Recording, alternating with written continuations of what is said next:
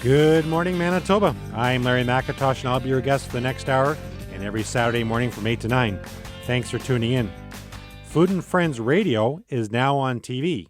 Each radio show is filmed and will be posted on MyToba.ca tomorrow. So if you want to see the TV version of this show or previous radio shows, please visit MyToba.ca. Thanks to 680 CJOB's Nicole Bonnycamp, who produces our show, and Riley, who operates the camera, as well as the teachers of the Broadcasting and Media Arts program at Techvoc High School. You can also listen to an audio podcast of Food and Friends at SoundCloud.com and at the iTunes Store. So please just do a search for Food and Friends with Larry at MyToba.ca or SoundCloud.com or the iTunes Store, and all the shows will come up for your listening or viewing pleasure. It's very important for me to mention that Food and Friends is only available because of 680 CJOB and its advertisers, so please make sure you tune in to 680 CJOB or listen live at cjob.com. My guest this morning is Lawrence Warwaruk, co-owner of Farmery Estate Brewery. Good morning, Lawrence. How are you doing? Yeah, great. Great to be here. I see you brought beer with you. I got some beer and I got some other things that we're working on right now, and not the greatest subject to maybe talk about in the morning, but we do say that our beer can be a meal replacement. Isn't there something about beer for breakfast or something? Was it a show? Oh, yeah, and I think ours is perfect something for that reason. It's all natural. So let's take a step back. Farmery Estate Brewery is what you're doing now, but you originally came from a farm. Let's talk about that a little bit. Well, actually, we both Chris and I came from a family farm just north of Minnedosa. And I moved my family back to the farm, which we now have. It's just east of Nipois, and that's where we'll be building the brewery. Yeah, in the Nipois area there. This is a brewery that's coming up that we'll talk a little bit more about. So you were raised on a farm. Sure. You eventually came to the city, and you were involved in a restaurant, weren't you? Sure. We had Lux Soleil for, I'm sure, 10 years, and then we spun that into Lux Saloon Gastropub, which we own today. And that's at 734 Osborne Street.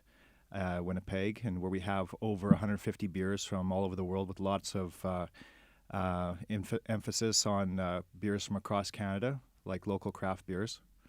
Yeah, so that's how we got in the beer business. Now, I just read something, and I think it was in your bio that you sent me the other day, that what Lux Soleil means and what the other name means. What do they mean? Well, Lux Soleil, we wanted something that was going to reflect our heritage, where we came from, and sunlight's a main component of growing things on the farm, and so Lux Soleil is sunlight and Lux Saloon is moonlight. So that's how you came up with the names. They were kind of side by side. Yeah, exactly. So right now you're on you're on Osborne, right? The restaurant. Yeah, South Osborne. The pub. And whereabouts? Just a block north of the Jubilee Osborne intersection on the east side. So you and Chris are involved in that? Yeah, sure. And you're just doing the Farmery Estate Brewery as a side topic, or is this your main thing now, or splitting your time? It's sort of all summer long. It's my main thing, because we're farming the ingredients that go into our beer, and that's the main reason why I moved the family to the farm 3 years ago. And we focus on establishing our hop yards. We currently have about 14 to 15 acres of hops in production. They take 3 to 4 years to get established, and there's lots of work, People just have businesses growing hops, but we want to focus on all the ingredients that go into beer. So obviously we've been growing barley for the last 4 years and hops for the last 3 years or so, and we're going to be trellising the hops come the springtime, and establishing that method of harvest too. We've been working with extracting the essential oils from hops and doing stuff with that, and obviously making beer too. So when you decided to get into the beer business, did you decide you wanted to grow this at the farm, or was it more that you wanted to grow at the farm and got into the brewery business? Which way did it go? You know what? It was, we always joke about the fact that, we were sitting around drinking a couple beers, and this was what popped up was making beer. We also wanted to, we had a personal desire to go back to the farm. And as you know, the way farming is these days, you have to have, many acres. We're talking thousands of acres to make it make sense financially. Mm-hmm. We wanted to go back to the farm and make farming make sense. We always use that term. And that means to add extra value to commodities that we grow on the farm and bring a family up on the farm. That's I think that's most people's dreams if they were thinking of living on the farm. Simple, straightforward, natural, livelihood, being part of a small community where you get to know your neighbors, and that's what it's all about. That's the basis of our idea. And how did you get into the restaurant business originally? I've had a passion for cooking my whole life, and we kind of got thrown into that, because back in the late to mid '90s, we had financial hardship on the farm where we had to get off the farm and start making a livelihood for ourselves. So that was the obvious thing, was to come to the city, and we just fell back to things that we knew, and that was me cooking, and then one of our other brothers was the front guy to the restaurant, and then the third brother was my sidekick, and eventually the dishwasher, and then the fourth one was the smart one that went back to school, and so, but I'm not saying we're all involved in the brewery business, the beer making business, but we definitely are involved in different ways. Yeah. And that's very much a family. I mean, all were involved in the businesses over time. Mm-hmm. And that's interesting, having partners that are also brothers. Yeah. Is that hard? We've always worked together. I mean, I think that's normal on a farm, really. We grew up on a farm where there's four brothers, where we thought our future was all to farm together, really. As it turned out, we kind of went separate ways for a time, but we're still definitely connected to the farm, and we really want to ensure that we actually do make farming make sense by adding extra value to a commodity. So, for instance, we grow barley, but we just don't leave it right there and try to sell it to the wholesale market, where a lot of times they say farmers are just price takers, or not really price setters, and that's the main flaw with farming. You just focus on trying to grow as many bushels per acre as possible. Our intention is really to add extra value at the farm gate, and that's why we malt our barley here in Manitoba, and not only making beer out of it, but we found other ways that we can utilize the barley flour, and that's in our flour mixes. And we're going to talk about that when we come back in our next segment. We'll be right back with Lawrence, the co-owner of Farmery Estate Brewery, after we take this break for your 680 CJOB weather update. We'll be right back.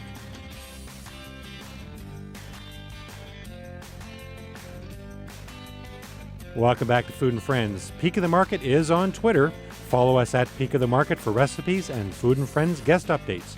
We have over 110,000 Twitter followers, and we'd love to have you follow us too. Again, we're at Peak of the Market, or you can follow me at Larry McIntosh. We're back with Lawrence, co-owner of Farmery Estate Brewery. We were just talking off air. It was about a year ago you were on Dragon's Den. Is that about right? We got aired on January the 8th, I believe, in January of 2014, so almost a year ago. Yeah, almost a year ago, because we talked about it with you just shortly after you were on the show. So tell us a little bit about the experience of being on Dragon's Den. Well, the thing is, it was aired in January, but we actually taped it almost a year before that. Oh, really? So a lot of people don't realize that. There was no guarantee that when the show was actually taped that we'd be aired. So we got notification about this time last year that we were going to be aired in about 3 weeks. So then we had a lot of interest in promoting that for sure. And so it couldn't happen it was a great time of the year to have it aired. We made sure that on the schedule the Jets weren't playing too, so we didn't have to compete with that. And it was 35 below, I think, so everyone was inside watching TV. And we've run across a lot of people across Manitoba and even Saskatchewan that see the show and make the connection to us on the show. And that's probably the one big factor going to Saskatchewan, that they make a connection to two brothers growing the ingredients that go into their beer and the Dragon's Den. They just are you the guys that are on the show? And it's a great experience for sure. I was going to say that being on a show like that, whether you make a deal or not, it's kind of the profile of it alone, and the name recognition and people recognize you has to help you with your business plan. Oh, absolutely it does. It's something you can't put a dollar value on, I guess. And the fact is that it's now there for eternity too. So they'll keep on running the show over and over again, and people tell us, "Hey, we saw you in the Dragon's Den," and they might have only seen it for the first time. It was a great experience. So you've got into beer. Yep. So is this beer sold in Manitoba only? You mentioned Saskatchewan. We launched the beer into Saskatchewan, and we wanted to launch it in Saskatchewan. It's the next province past Manitoba, and we thought we have a real good kinship with Saskatchewan. We felt that people in Manitoba are so connected to the ag community that they'd get it first in a big way, and same with Saskatchewan. We have lots in common, and they understand that we're growing the ingredients that go into our beer locally, and we'll sample our beer in Saskatchewan. They understand where it's coming from, and they say, "Great, we just love to support a local product." So beer, I would say, is a fairly competitive area, isn't it? There's lots of big international companies in there that you're competing with. Well, let's face it. A wise man told us that they don't have to drink your beer. Even though we want people to experience our beer, there's lots of competition.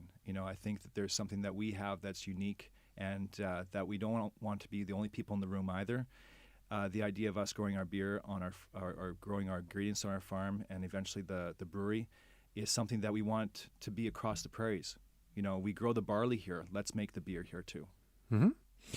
And I think you guys have a fascinating story. I mean, from leaving the farm to doing the restaurant to getting the brewery and now on to a food line. But you just also have a store at the Forks here in Winnipeg, right? Yeah, we just launched the store at the Forks. I think that's our concept store that, we want people to experience and feel, what Farmery is all about. We have people there that are knowledgeable about our processes, and those that can't come out to the farm, that's going to be the closest connection to there. So we're going to probably expand that in a big way in the next few months too. And when people come to the brewery, when that's built, they're going to have that same experience. They're going to be taken through the whole process of the brewing of the beer.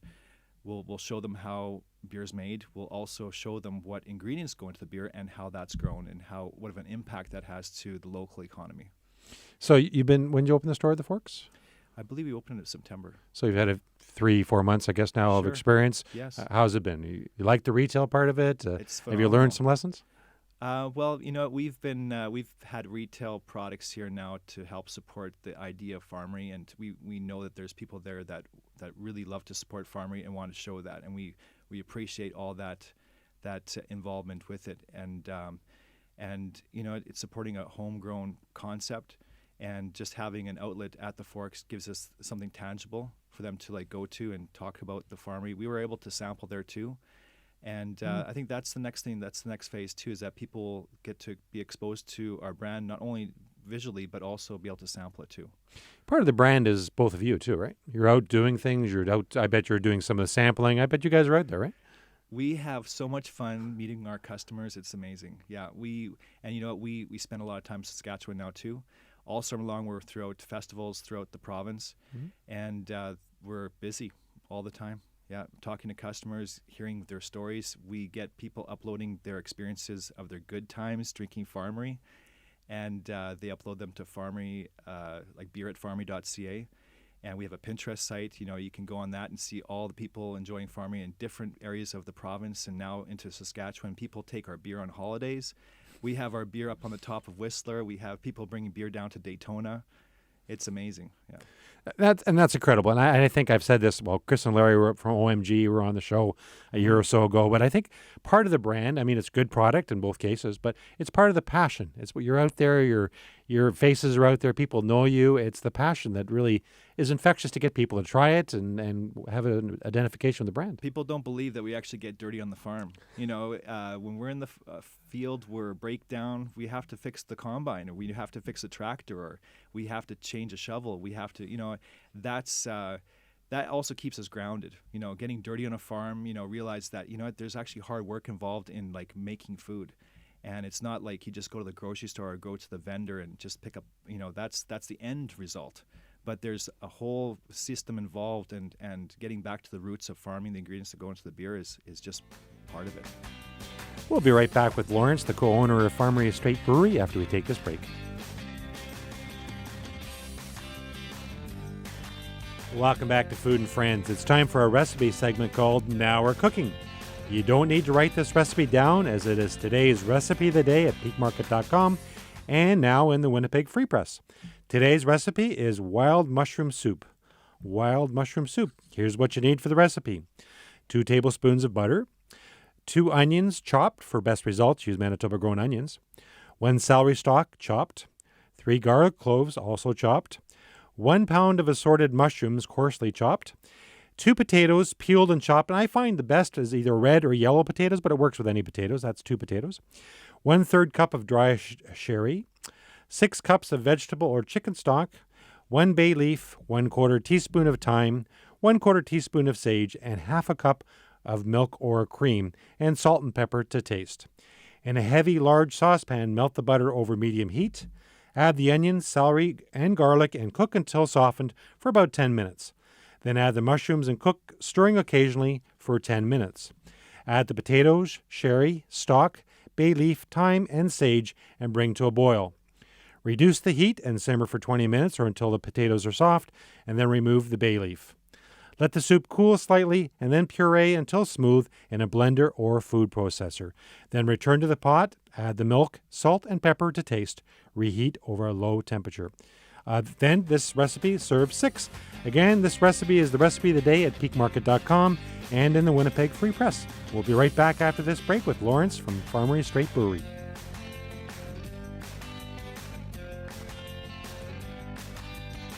Welcome back to Food and Friends. I'm sure most of you have already finished your Christmas shopping, but if you haven't, I encourage you to shop local. Manitoba is very fortunate to have so many great businesses. Morden Chocolates, Tiber River Naturals, Farmery Straight Brewery, OMG Candy, and so many more. You can buy local teas to jams, almost anything that's produced right here in Manitoba. When you go shopping for groceries, again, there's so many local suppliers such as Bothwell Cheese, Granny's Poultry, High Tea Bakery, Double D's Cheesecake, Bee Made Honey. The list is endless. So this Christmas and every day, please consider supporting Manitoba-made products. We're back with Lawrence, co-owner of Farmery Estate Brewery. Now, you've had sitting on the desk here some mixes. So what's this new venture you're into here? Tell us about this. Well, this is partly to do with utilizing the ingredients that we grow on our farm. So we have the malted barley, which we now mill, and we've created these fantastic mixes, and it's really almost foolproof. We don't guarantee the results because everyone's kitchen is different, but they do work out, trust me. And some of them incorporate actually beer in it. So, for instance, we'll have our harvest bread mix, and this harvest bread mix, you take 1 bottle of Farmery beer. Best results to use Farmery. I'm sure you can use other beer too. And but you don't guarantee it for sure with other beer. But go ahead. Probably not. Well, you know what? Use someone else's beer to make it and drink our Farmery beer. You know, that's one option. We also have a pancake mix that, you know, this is also made with whole grain. There's no processing involved except for milling it and sifting it, and so you're getting everything. You're getting all the goodness of all natural grown ingredients, and so you're gonna have a little bit of a different result than Aunt Jemima, but it's all wholesome. It's fantastic. So, and you know it. This pancake and waffle mix. It's, you know, almost foolproof, to tell you the truth. And so we have that. We also have the fish fry coating.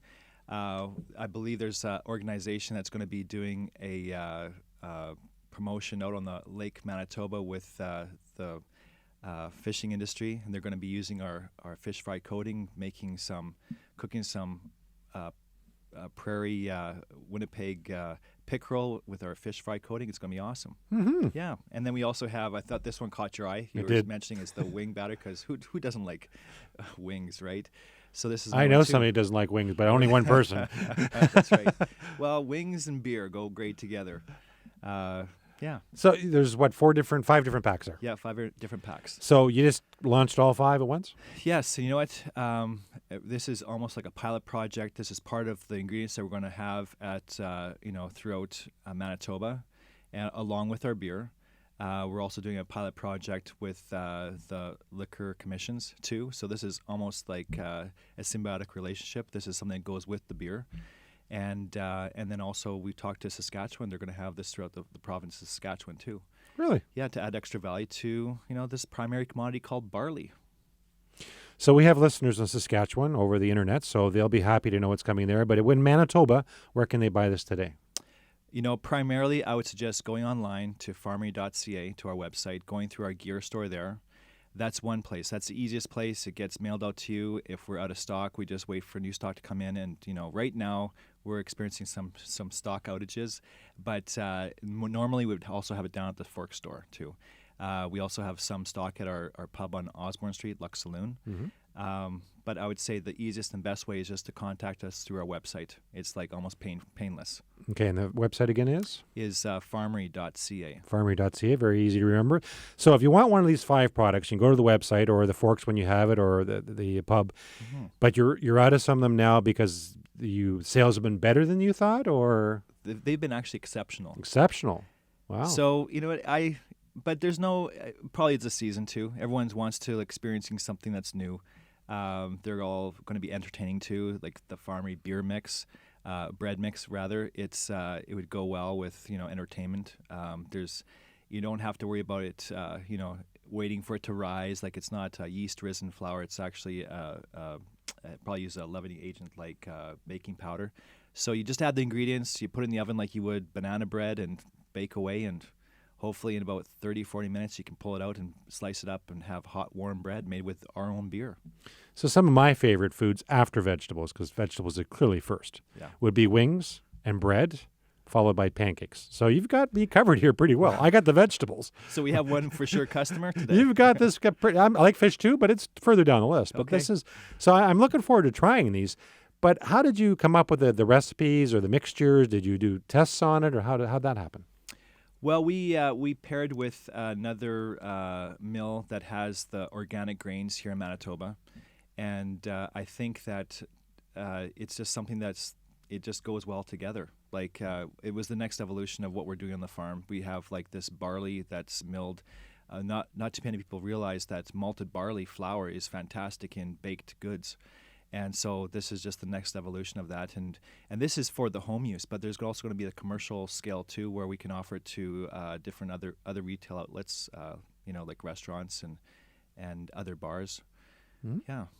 So do you think it's hard for Chris to sit over in the corner there and not talk on the radio here? Or do you think he's just sending you signals? I mean, you obviously you can't hear him, you can't see him. So is it tough? Is he criticizing what you're saying over there? Or? I don't know. Yeah, I don't think so. He probably has an opinion about everything. I mean, that's the beauty of having two opposite polar personalities. We debate everything to both extents of the extremes, and we probably come to some sort of resolution where it makes sense. And that's a good partnership. I suppose, yeah. Some days doesn't feel like it? Yeah, maybe not. We'll be right back with Lawrence, the co-owner of Farmery Estate Brewery, right after we take this break.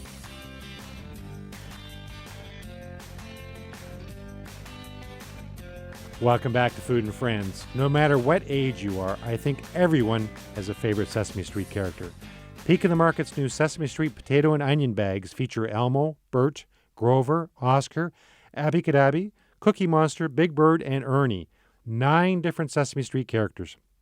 I hope you've had a chance to see our bright and colorful potato and onion bags at your favorite store. Along with the characters, you'll still see the Peak of the Market logo, so it is guaranteed to be grown right here in Manitoba. We're very pleased to partner with Sesame Street Workshop on the Eat Brighter program. We're back with Lawrence, co-owner of Farmery Estate Brewery. What's your favorite Sesame Street character? I thought you were going to ask me that. Who doesn't like Grover? Well, you got to like Grover, right? Yeah, he's the Cookie Monster. Cookie Monster. We're trying to rename him, but I haven't been successful in that. Vegetable Monster. I don't, something. But yeah. Grover. Grover. He's always been, Yeah. Your brother Chris. What's his favorite? Chris. Grover. Sure. Let's throw that out. Oh, it's Ernie now. Okay, Ernie. So yeah, we're excited about the whole thing. But let's get back to beer now. From Sesame Street to beer. That's a stretch, isn't it? Yeah. But your website again, in case people want to get more information on the mixes or on the brewery, and we have fantastic information on our website, Farmery.ca. We also have links there to all our videos. We have it'll take you right into the field on the farm, shows you what we're doing. We'll take you right through the processing of making the beer. It takes you back to people enjoying our beer in the field, not just in the field, but I mean out in their fields or at festivals.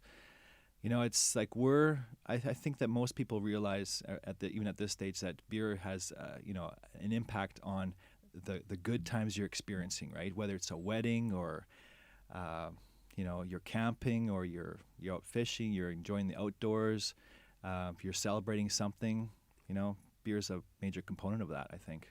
I think beer and baked potatoes, they're natural, go together, right? Don't you think? Yeah.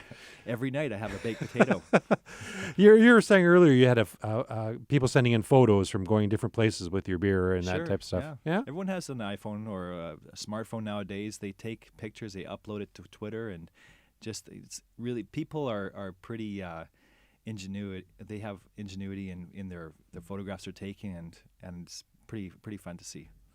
So if you looked at the restaurant, the pub, and the brewery, and now into the wing mix and the bread mix, etc., what's your biggest challenges you're finding as a business?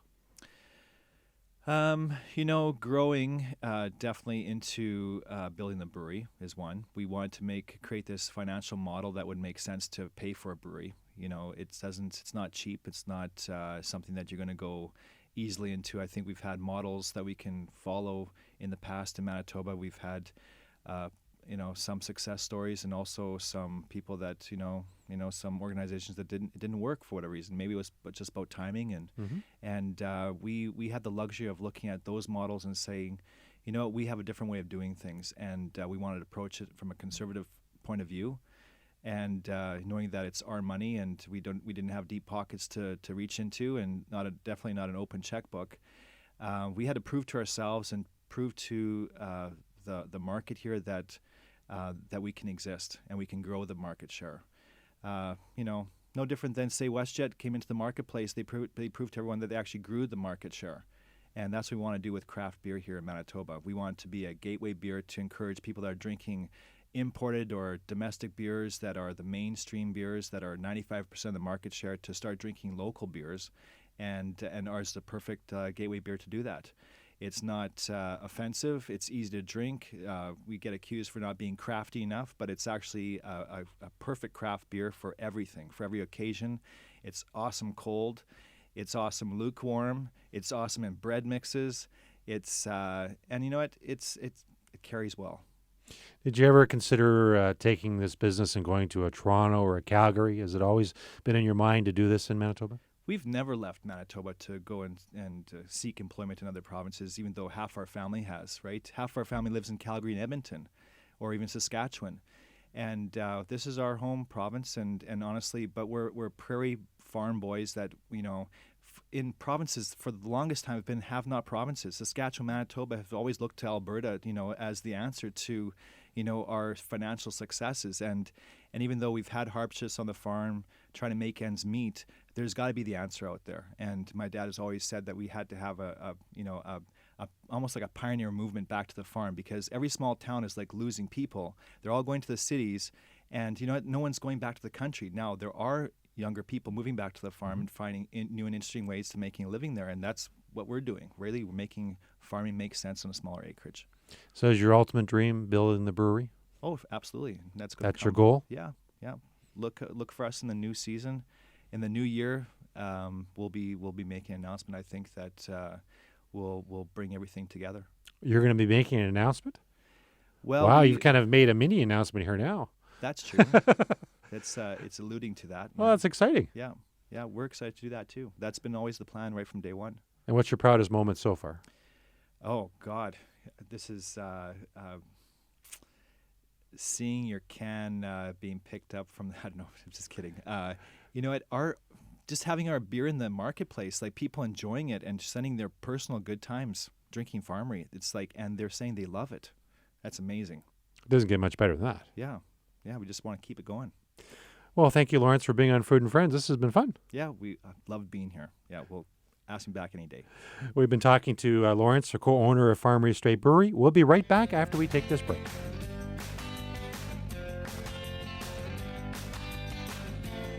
Welcome back to Food and Friends. Please join me for a special Boxing Day show next Friday, December 26th at noon. Well, my guest will be Kevin, president of the Bothwell Cheese Group. Kevin will tell us about the awards Bothwell has recently won, as well as some of the new flavors they are now offering. This will be our very first Boxing Day edition of Food and Friends, so please join us next Friday at noon, right here on 680 CJOB. I want to leave you today with some thoughts that I feel are very fitting to ponder during the holidays. During this special time of year, let's take a moment and count our blessings. If you have food in the refrigerator, clothes on your back, a roof over your head, and a place to sleep, you're richer than 75% of this world. If you have money in the bank, in your wallet, and spare change in a dish, you're among the top 8% of the world's wealthy. If you woke up this morning with more health than illness, you're more blessed than the million who will not survive this week. If you've never experienced the danger of battle, the loneliness of imprisonment, the agony of torture, or the pangs of starvation, you're ahead of 500 million people in the world. If you could read this message, you're more blessed than over 2 billion people in the world who cannot read it all. If you can hold up your head with a smile on your face and are truly thankful, You're blessed because the majority can, but most do not. Take care, happy holidays, Merry Christmas, and please, don't forget to eat your veggies.